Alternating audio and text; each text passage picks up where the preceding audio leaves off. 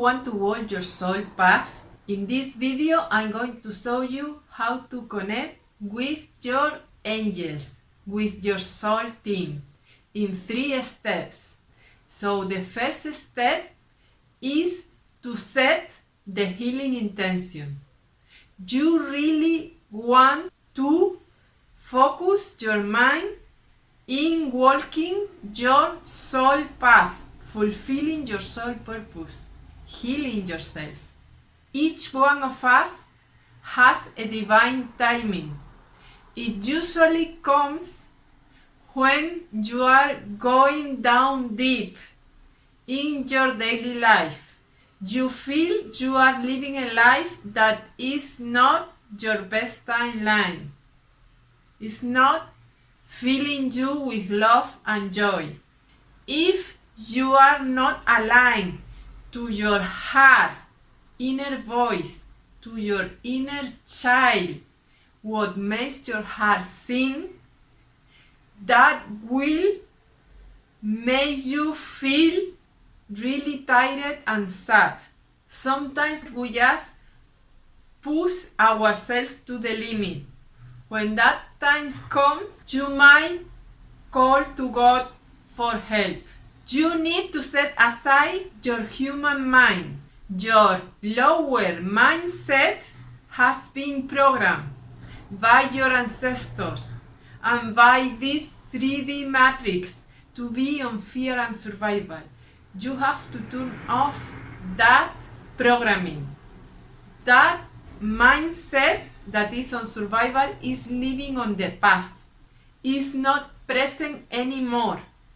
It's just playing and playing over and over that time loop of poor pity me, or whatever happened to you when you were a child, or a trauma, whatever. That's the past. Imagine you turn off that mindset noise. You take off that human glasses. That's a grown perception. It's what you have been told to believe.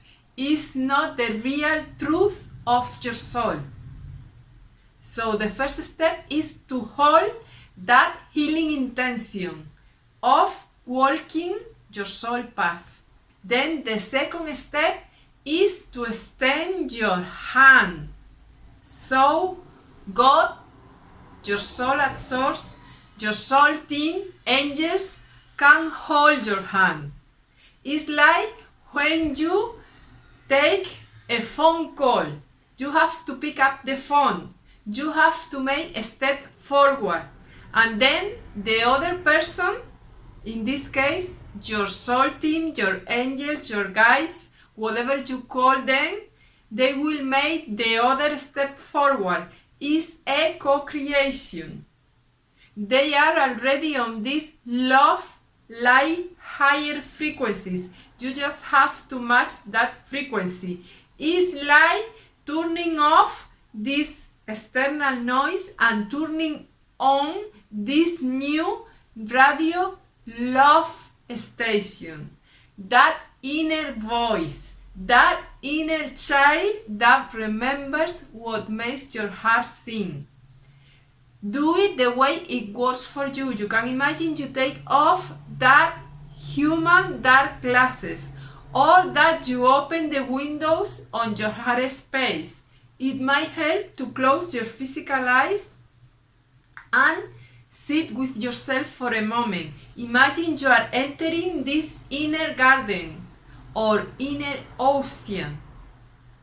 Just train your focus, your mindset, to detach from that external noise, that triggering fear, survival noise, and enter in your inner voice. That's the voice of your soul. It's like a radio station. You cannot listen to 2 songs at the same time.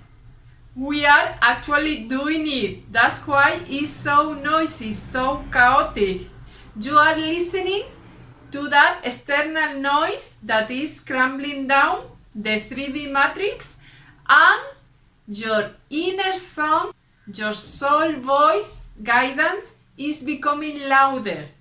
So you need to detach from that external noise, put that mindset off, that poor pity me program that is not even yours, is what you have been told to believe of yourself, is not your real soul. You are a quantum self, an extension of God. So tune off that noise and tune on your inner voice that is always there. So step 2 is to ask your soul team to come in. Invite them in. Pick up the phone. You have to match that love light frequency. Imagine you enter in your heart space, close your physical eyes, or imagine you extend your inner sense to tune in that radio station, that love light higher frequencies. How you do it? You can walk in nature. You can go to a garden, to a forest, to the ocean. If you don't have a garden nearby, just visualize. You might look for some image of this beautiful paradise, this garden on YouTube, on Google. And then take that landscape, that magical inner landscape, and enter in that inner garden. You have to focus and train your mindset to go into that inner garden. It's a co-creation. You have to call your soul team in, your angels. Why? Because you have free will. And I will give you 2 examples here. First, my case. I used to watch around myself angels. They were more real than human people. They were my soul family. And when I was a little child, they were more real to me than my daily life family. Why? Because I was tuning this love frequency. I came here to heal my family karma, and I knew it. So I need to watch my angels around helping me. And I still watch my angels. Why? Because it was my soul path to channel this message, to write these books. I have written the Lighthouse journals. You can find it on Amazon if you want. It was my soul path to channel this Lighthouse message for you on YouTube. So I needed to keep in touch with my soul guides, my angel team. And I also choose as a soul to do healing for other people, animals, plants. So that's why I also can watch the heaven doctors. I work with them. I work with the heaven doctors, the Arcturians, Pleiadians. I need to collaborate with them because I prefer, is my choice, all is a choice, energy medicine. But I have 2 close friends, 2 friends of mine from my soul family. They are at a higher frequency and they are surrounded by angels. Sometimes, a very few times, they can feel them, but they don't see them. And sometimes they get frustrated. Why?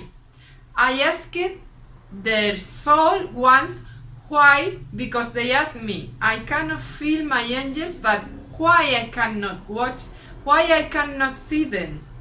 and their soul told me that they have chosen for this lifetime to not be at service, to just be a family man, to just have a daily life as a parent with children, for his wife, whatever, just a simple life.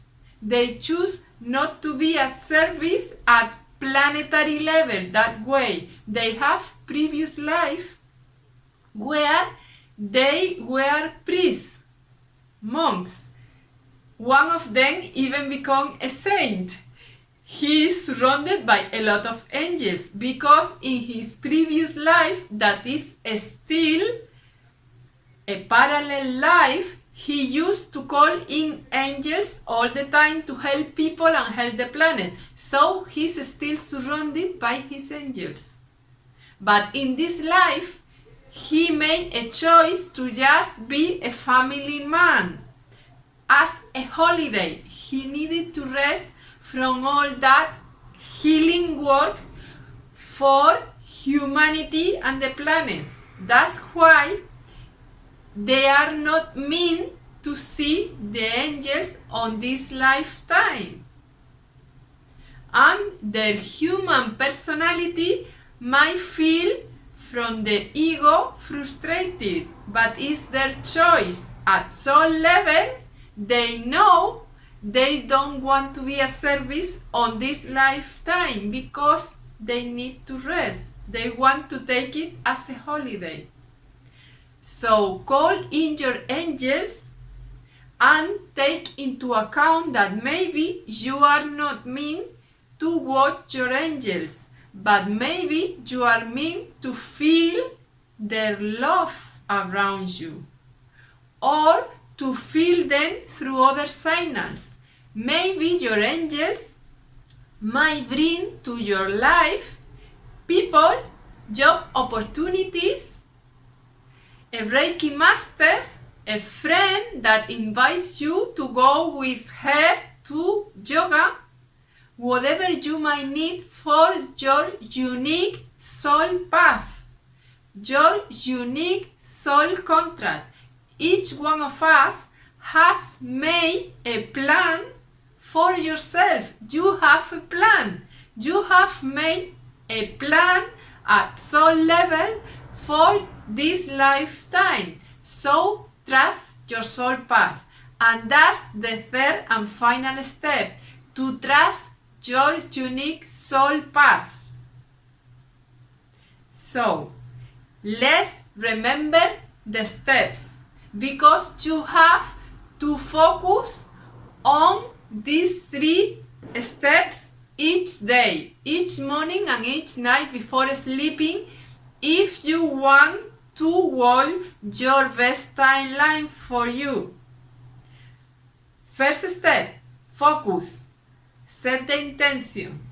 Second, ask your angels to come in, to communicate.